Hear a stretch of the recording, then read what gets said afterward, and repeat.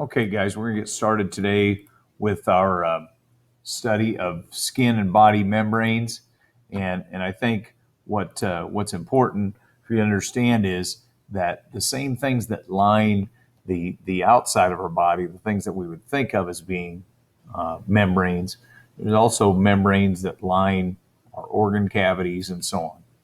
So we're going to skip ahead a slide here to this, which is just a summary of the functions.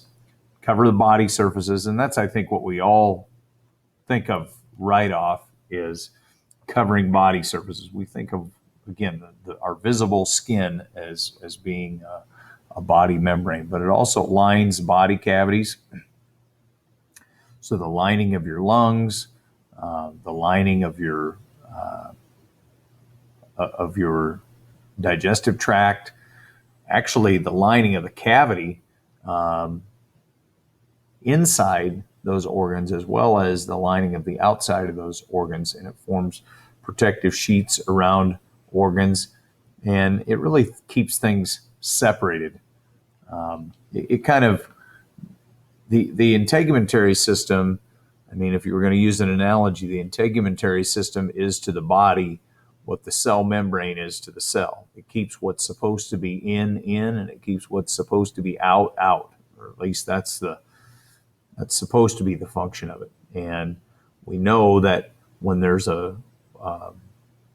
when that security is breached, so to speak, you have potential problems. That's when you have infections and so on. So if you have an injury internally or externally, that offers a way for bacteria or other pathogens to enter those areas, and that's when you can potentially have problems with disease. Okay, so there are classifications of body membranes. We just completed our study of tissues, and a couple of those tissues were epithelial tissue as well as connective tissue. And epithelial is subdivided into three groups: cutaneous, mucous, and serous. And what I would like for you to do is look at this diagram on page 95 in your book. And this diagram shows,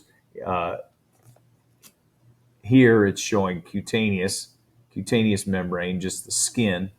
In this case, it's showing mucous membranes, and those are the things that would coat things that are exposed to the outside but are on the inside, like your lungs and so on. And then we have serous membranes, and those are what are separated. We actually have a double membrane. We have an inside and an outside, and in between we have this serous fluid. And then the synovial membranes on the next page, it's showing like the joint capsule would be a synovial membrane.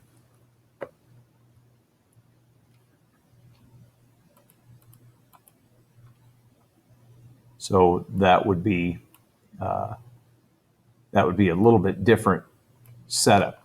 But at any rate, cutaneous we start out with is our skin. And as I said before, I think that's what most people think of when they think of the integumentary system or the cutaneous membranes. Dry, outermost protective boundary. And part of the reason that it's dry is, I mean, we can even, of course, if our skin is drier than we'd like it, you might say my skin's kind of scaly or whatever, but in fact, that actually provides a function. That scaly outer part of your skin really does the same thing for us, albeit maybe a little less effectively, but does the same thing for us that a reptile's skin does. That scaly type of skin is hardened, so it's protective, so it has a protective function, and it also keeps the lower layers from drying out. If we were dependent upon our outer layer of skin being moist all the time, then it would be like amphibians. We would have to live on or near the water all the time. But as it is, we have the progression, and you've probably heard me say this before, but with regard to skin, is it goes from being more alive to more dead as you go from deep to superficial. The most superficial layer is pretty much dead. There's not much going on there. It's keratinized, means it's hardened, and scaly probably isn't exactly the right term, but that's somewhat what's going on. The underlying dermis is the most dense connective tissue that kind of holds things together. So again, here's that picture, and I don't know that that's all that valuable. It's just showing they're referencing your skin. All right, so moving on then to, so we said cutaneous membranes, now mucous membranes. Mucous membranes, the surface, the outside part, depends on the site. And in this case, it's generally not going to be dry. In fact, it needs to be moist. If we're talking about our digestive tract, we have to have, if we're going to absorb things across a membrane, that membrane needs to be moist. That moist membrane creates a way for things to move in and out. So in the case of our digestive tract, we have stratified squamous epithelium in our mouth and esophagus. And I want you to consider from what we just studied, why is it necessary that it's stratified? Well, the necessity for it to be stratified or layered is the fact that we have this abrasion that goes on inside our mouth and as we swallow a bolus of food, and it's going to rub away, it's going to scrape away, in some cases, a layer of skin cells. And if you only had one layer, if it were only one layer thick, that would be quite damaging. But instead, we have this stratified squamous epithelium that allows for us to kind of replenish those layers all the time. And although if you bite the inside of your mouth and pierce all of those layers, it creates a problem. Just normal chewing of food and our normal activities aren't going to scrape away and expose the underlying tissue. So that's due to the fact that it's stratified or layered. On the other hand, the rest of the digestive tract is simple columnar epithelium. Give that some thought. Why would it be significant that the rest of the digestive tract, let's think particularly about the small intestine, why would it be important that it's a simple epithelium rather than a stratified epithelium? Well, if you think of that critically, the reason for that is as we progress down our digestive tract, it's important that we're able to absorb nutrients. And if we had several layers of epithelium for, let's say, a molecule of glucose to make its way through, if it had to make it into this layer and the next one and the next one, it wouldn't be very efficient in absorbing those nutrients. On the other hand, if we just have a single, simple layer of epithelium, that absorption is going to be much more efficient. The underlying loose connective tissue in those mucous membranes is what's called the lamina propria. You might want to highlight that. That's going to be a term you'll have to know, lamina propria. And it lines all the body cavities that are open to the exterior body surface. And it's often adapted for absorption or secretion. Two things there. In our stomach, it's probably more secretion. Our stomach wall secretes a mucus lining for your stomach to protect those tissues against the corrosive nature of the acids that are in your stomach. And when we move into the small intestine, and even to some degree the large intestine, because we reabsorb some water from our large intestine, but that's probably more for absorption. And important to understand that what we mean when it lines body cavities that are open to the exterior body surface. It's not like the cow that we saw at biology day where you take the plug out and your stomach's open to the outside. That's not what it means. It's saying that there's no actual barrier. If as food enters your mouth, we have what you'll learn later, or actually what you learned in sophomore biology, I should say, is we have a tube within a tube body plan. That's a fairly early evolutionary thing in the animal kingdom, a tube within a tube.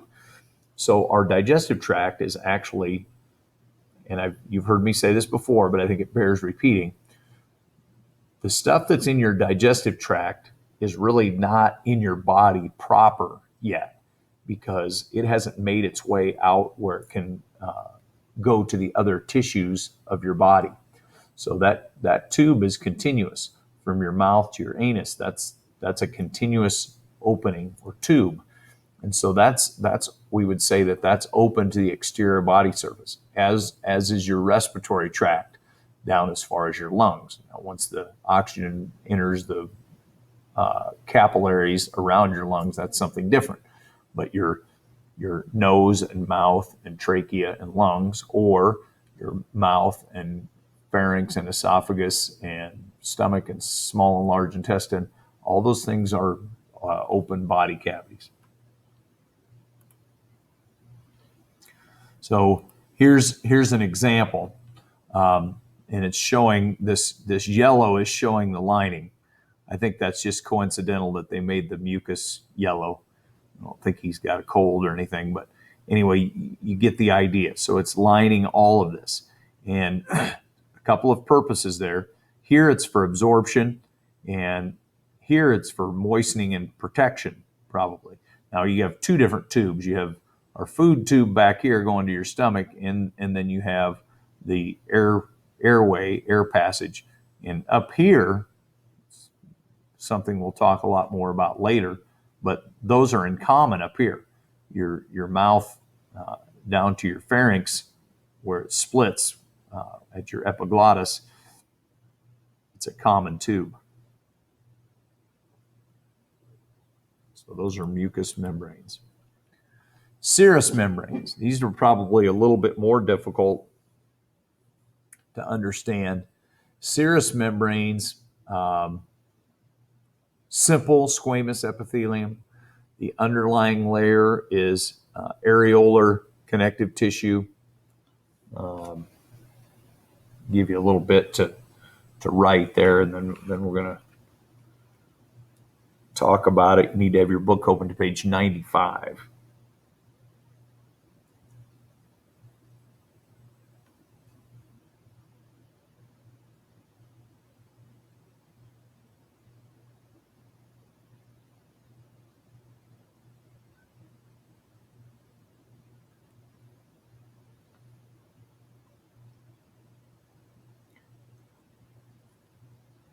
Okay, I'm going to go ahead and start talking about that a little bit. Now, you may or may not be finished writing, but you can get caught up there. Okay, so again, on that page in your book, I think it's critical that you take a look at this. This is showing the serous membranes. And this is what I want you to look at right now, is this, where they have this image of a fist, like, I mean, you could think about it like a fist being pushed into a balloon, an inflated balloon, and how that balloon would kind of wrap around and actually would make two layers of the latex balloon, along with a little layer of air in between. And that's a good way to think about how serous membranes are. There's a membrane that's right up against the image of the fist, and then there's a layer of air in between, and then there's another layer of the balloon that's on the outside. And the critical thing there is the same thing. It surrounds. It's probably easier to see when you look at the areas surrounding the lungs or heart. This one over here with the intestines is a little bit more difficult for you to be able to see, because it's showing a cutaway. and the membrane around your intestine, it's going to wrap back and forth because of the nature of the intestines themselves. But the important thing to understand about that is that there are a couple of terms here: visceral and parietal. And visceral means the very inside. You may have even heard that term in writing or something like that. Someone might refer to something affecting them very viscerally, and it means right down deep. It really gets to you. So visceral means very down deep. So let's start out with talking about your heart in particular. So if this was your heart, this first layer that wraps around it would be the visceral, what in the case of your heart, it'd be called the visceral pericardium. Okay. And so what we would say is that's covering the outside of the inside thing. So this would be visceral pericardium. It's the membrane that's covering the outside of the heart. Now, in the cavity of the heart, there would be another membrane surrounding that cavity, lining that cavity. So if this is the visceral pericardium, then there would be this shell kind of which the heart would be inside, but this shell would be called the parietal pericardium.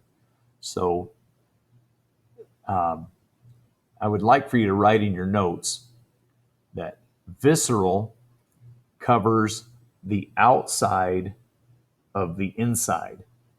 This is going to sound very confusing until you think through it a little bit, but the visceral layer is going to cover the outside of the inside. In this case, the heart is the inside and the visceral layer is covering its outside. On the other hand, the parietal pericardium, or the parietal layer in any of the serous membranes, would cover the inside of the outside. So if this is the shell or the cavity that your heart is found in, this lining on the inside of it would be the parietal pericardium. So what I want you to write is visceral covers the outside of the inside. Parietal covers the inside of the outside. Okay? And even if that doesn't make perfect sense to you just yet, just make sure you have that written down. So here it's showing that. And so the parietal pleura, and we were talking about pericardium because we were talking about the heart. So the if you can look at this closely, see if I can, I don't know if I can make that bigger, but right against the heart is the visceral pericardium. And then the parietal pericardium is lining the inside of the cavity where the heart is. Okay. Now, with the lungs, we'd be talking about the rib cage. Your lungs are pressed right out against your rib cage. And so the lining on the inside of the rib cage would be the parietal pleura. And the lining on the outside of your lungs would be the visceral pleura. Okay? So pericardium is heart, pleura is lungs.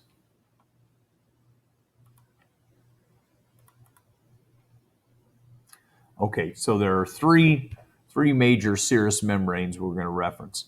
Peritoneum is the abdominal cavity, and that's the one that was a little harder to see because, again, the reason for that is the way that your digestive tract is convoluted and turned back and forth. A cutaway of that looks kind of unusual, so it's a little harder to see what it's referencing. But the pleura, as you saw in that previous slide, or you can look at on page 95, that's around the lungs, and the pericardium is around the heart. So peritoneum is around the digestive tract, or abdominal cavity it has here, but it kind of weaves in and out of the digestive tract within the abdomen. Pleura is lungs, and pericardium is heart. So there's the peritoneum. So it's showing, but you can see all this infolding. It's a little bit harder to tell exactly what's going on. But at any rate, this outside part right here is the parietal, and the part that's wrapped tightly around each of the tubes of your intestine, that would be visceral.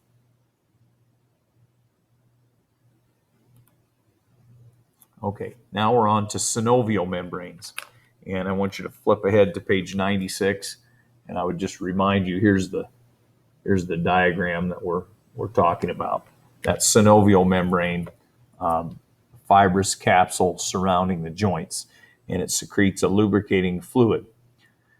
And actually, I was neglected to mention with regard to the serous membrane, we didn't really talk about the function, so I'm going to do that while you get started writing this. But give some consideration to why it would be important to have this visceral pericardium and parietal pericardium with a little bit of fluid called serous fluid in between. Well, if your heart, let's say that your heart is beating at 60 times per minute, if we didn't have that serous fluid, it would just be buffering against the tissue on tissue and wearing away. And obviously, if that happened, that's going to be a problem. So it's really vital that we have this lubricating fluid in between. It really does very much the same thing that oil does in the engine of your car. The function of oil in the engine of your car is to make a really thin lubricating surface that gets between the metal on metal. Because if you're familiar with what happens if you run a car without oil, now you have metal on metal, and it creates a tremendous amount of friction and wearing away of parts. And that's the same thing that would happen to the tissues of our body if it were tissue on tissue without that lubricating fluid in between. So that's the function of the serous fluid. Going on with the synovial, now we're talking about padding and lubricating and reducing friction in the joints. So it's really has much the same function, but just in a different area. And with the serous ones, same thing's happening with your lungs. Every time your lungs expand, and probably you've experienced a condition called pleurisy. And pleurisy is where, so now we have the visceral pleura, and we have the parietal pleura. And once in a while, there's a little bit of an adhesion between those. They stick together. And so now when you take a deep breath, that tugs against each other. There's friction and it tugs against it. And it creates a very sharp pain in your chest. And I'm not for sure the reasoning for that, but it's very common in people that are roughly you guys' age. It doesn't happen so much when you're a little bit older or younger, but for whatever reason, in the age range that you are, you can have that. So if you've ever had that where you breathe, if you breathe really shallowly, it's not a problem. But if you breathe deeply, you get a really sharp pain. That condition is called pleurisy. And again, what's happening is there's kind of a little bit of an adhesion between the visceral and parietal pleura, so that when you try to breathe deeply, that's tugging and it creates that pain in your chest. So on with the connective tissue membrane, which is a synovial membrane. So this is showing the synovial membrane, okay? And that's what helps to lubricate that joint cavity.